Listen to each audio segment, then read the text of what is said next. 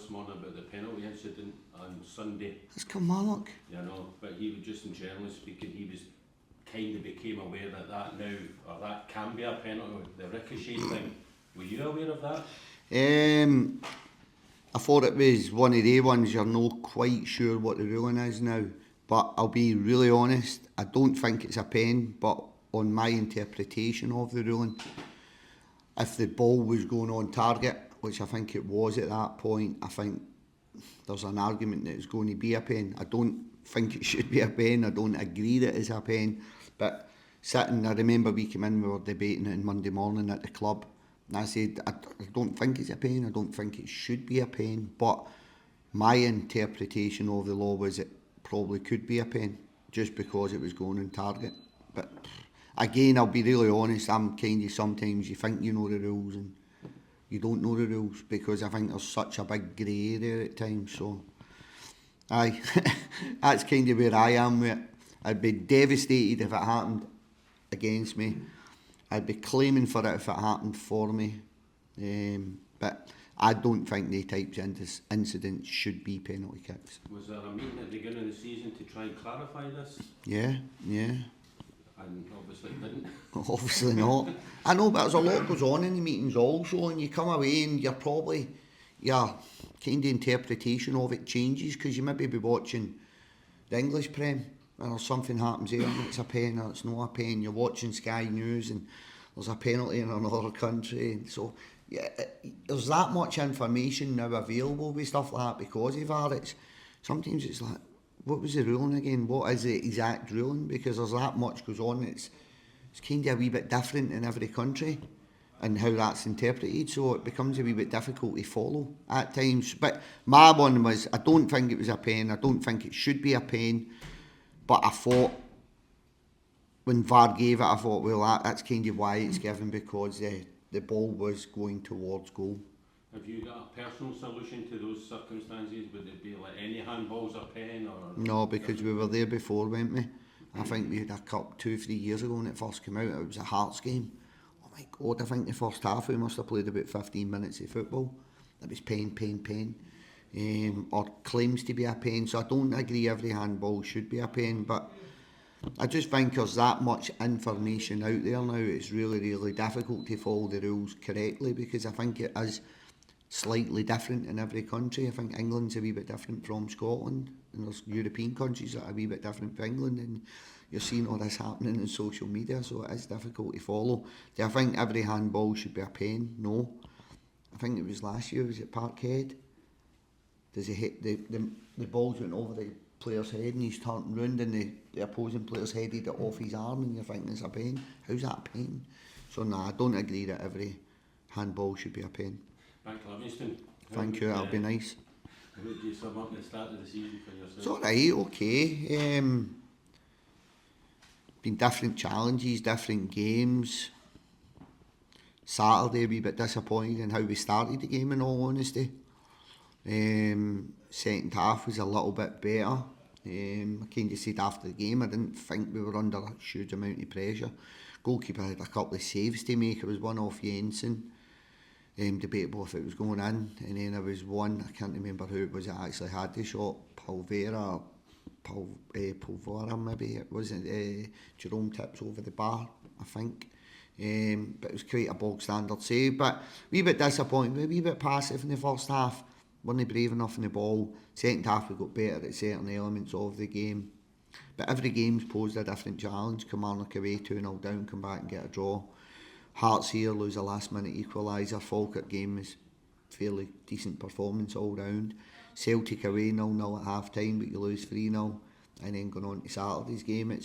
I think I would rather look at the positives more than the negatives of that, and good second half, clean sheet, a point away from home at a difficult venue. What you like to focus on going forward? Just Livingston. In terms of your displays and what you're looking for? I'm not really wanting to kind of divulge too much about how we're trying to play and what we're trying to do and what I want to focus on. But put the ball in the net and keep it out of ours. There's one for you. That doesn't help you, does it? Still early days in the season. How important could a win be against a team that's sort of round about you? I think any win's really, really important, if I'm honest.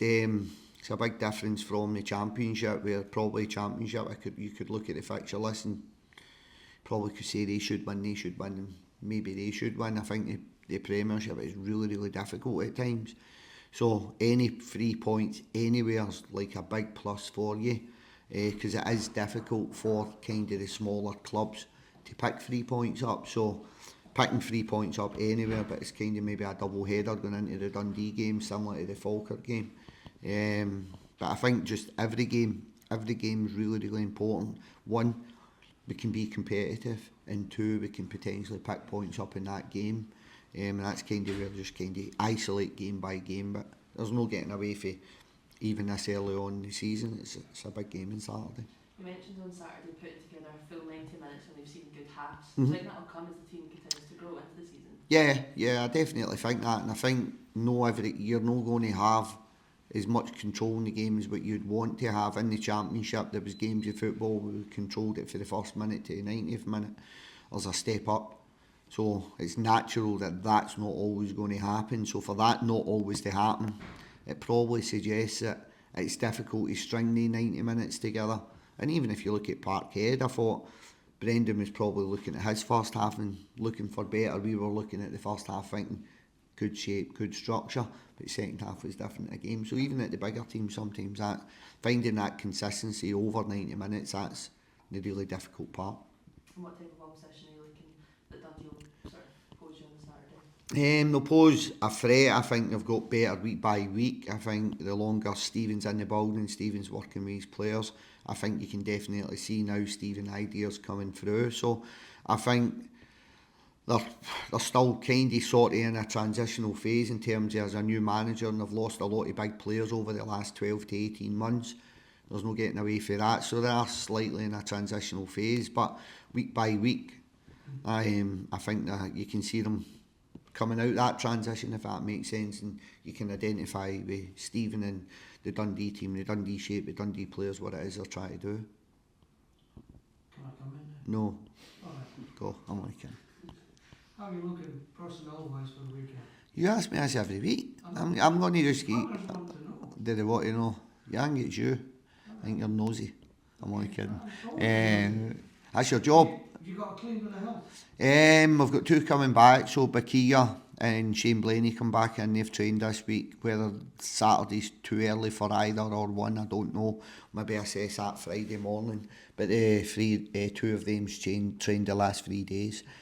Injury-wise, I'm trying to think. I think there's no new injury concerns, but we have Shane Blaney and Bakia coming back into potentially being involved in the matchday squad. So fairly clean bill of health, to be fair. Cammy Kerr's no a million miles away. He's been working really hard. He's in a good place. Aiden's come in now and he's off his crutches. He's still in his brace, but he's off his crutches, so that's really a big positive going forward. And Chris Montano shouldn't be a million miles away either. So we seem to be in a fairly good place in terms of squad health. You described your outcome at Aberdeen as being a fantastic point. Did the dressing room feel like a big lift from that? Not a big lift, no. I think the dressing room felt a wee bit of belief there. I think the biggest one for any team coming up for the Championship, we've got a lot of Premiership players in there, so they've been here before.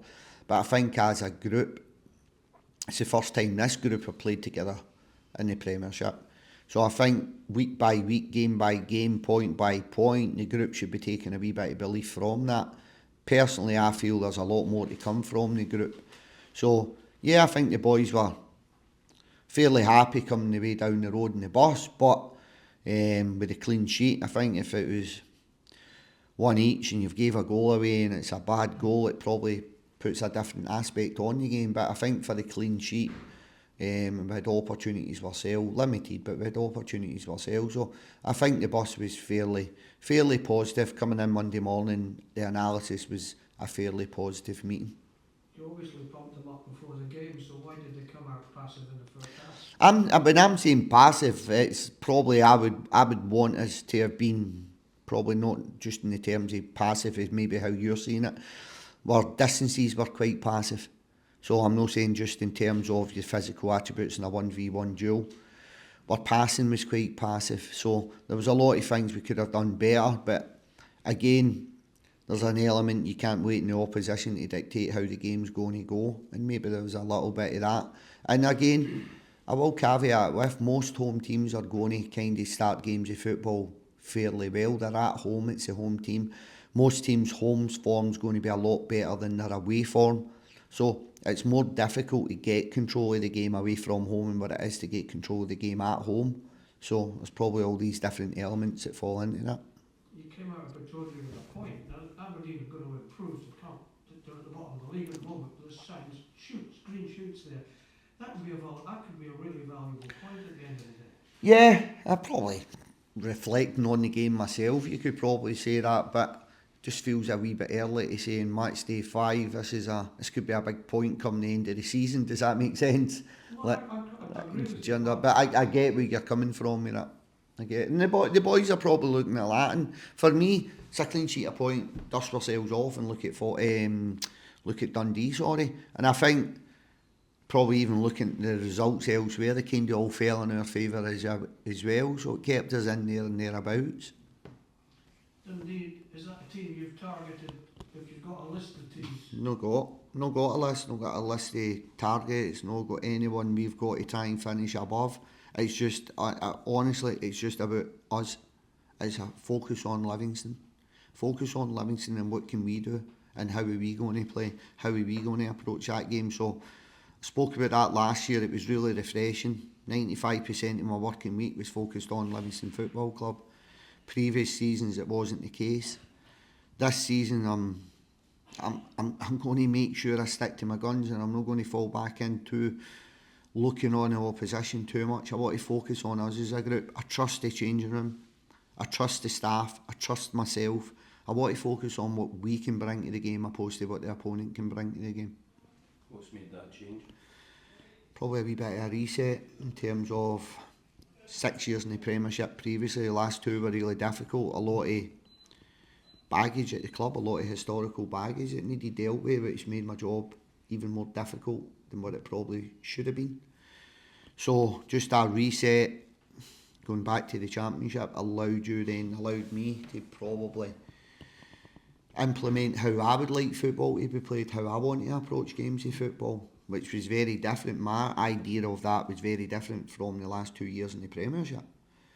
So it gave us a massive reset as a club. We've got new owners out, there's a new positivity, there's no historical noise, there's no historical baggage, which allows you to kind of come into work with a big burden away from me, away from John, away from Dave. We've not got that burden around our neck every day we come into work, so there's just a different environment to work now. So there's a couple of parts of that what I've just spoke about, no historical baggage, a new environment in terms of in here, new owner, and obviously being able to go back down to the champ and kind of enjoy how we want to play football opposed to try to stop the opposition playing football. Does that make it much more enjoyable for yourself coming into work? I'll tell you in match day 38. It's enjoyable, yeah, probably more focused, because I can, now that headspace is no elsewhere at times. Coming into work, sometimes I was away here, I was away there, I was getting pulled there, going home at nights to emails, WhatsApps, phone calls. I've not got that distraction now. So it allows me to focus solely on trying to win games of football for Livingston Football Club, where even last year, 6 months of last year, that probably wasn't the case. 2.5 years previously, that definitely wasn't the case. I'd come home from work, sometimes I'd been on the phone to the lawyer for 2 hours, stuff like that. So it's a different environment, new owners, we've not got anything hanging over the top of us, we're in a good place, and everybody's now, I feel, their energy's pushed towards making the football team better, making the football club better, whereas the energy previously was a lot of that was maybe focused on trying to put fires out on a daily basis continually. But